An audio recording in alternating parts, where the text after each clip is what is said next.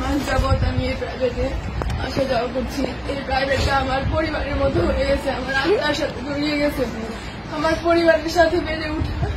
আর এই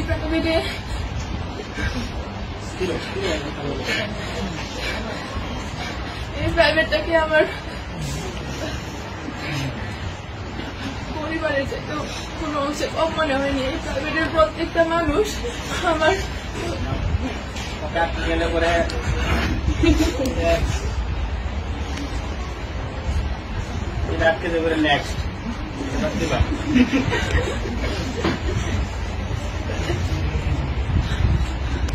আর আমাকে সমাজকর্মের সঙ্গে শিখাইছে যে কিভাবে নিজের অন্তরে লুকিয়ে থাকা প্রতিভাকে জাগিয়ে তুলতে হয়, কিভাবে স্বপ্নকে বড় করতে তুলতে হয়, নিজের প্রতিভাকে জাগিয়ে তোলার প্রেরণা জাগাইছে স্যার। স্যার আমার জীবনের কিংবদন্তি, স্যার আমার জীবনের সেই সমাজকর্মী।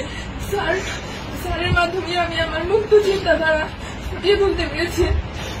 তাছাড়া স্যার আমি অনেক সময় অনেক বেয়াদবি করছি, যেগুলা হয়তো আমি বুঝতে পারি নাই, কিন্তু আপনার মেধা ওইগুলা ঠিকই ধরা পড়ছে। আমার বন্ধু বান্ধবদের সাথে অনেকের সাথে অনেক খারাপ ব্যবহার করে ফেলছে। ওই সময় সবাই তোমরা আমার দৃষ্টিতে দেখবা। তাছাড়া মাফিয়া তুলি যদি তারা আমার জীবনে অনেক ফ্রেন্ড ছিল, কিন্তু তোদের মতো কেউ হবে না। প্রতিটা মুহূর্তে আমি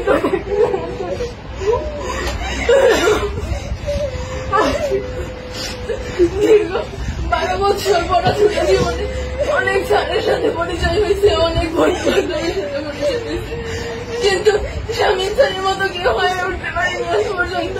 আর তোদের মতো ফ্রেন্ড আজ পর্যন্ত হয়ে উঠতে পারিনি। আমি ক্লাসের মধ্যে অনেক কথা কাউন্টার দিতাম যাতে অনেকে বিরক্ত হতাম। সবাই আমাকে ক্ষমা করে দিও। আমার স্যার, আমি সবসময় আপনার থেকে সকল ধরনের সাপোর্ট পাই আসছি। স্যার, কোনো সময় আপনাকে শুধু স্যারের চোখে না, আপনাকে আমার বড় ভাইয়ের চোখে, একজন আদর্শ গাইডলাইনের চোখে দেখে আসছি। স্যার, ভবিষ্যতে আমি আপনার কাছে আদর্শ একজন শিক্ষার্থী হয়ে ফুটে উঠতে চাই। আমি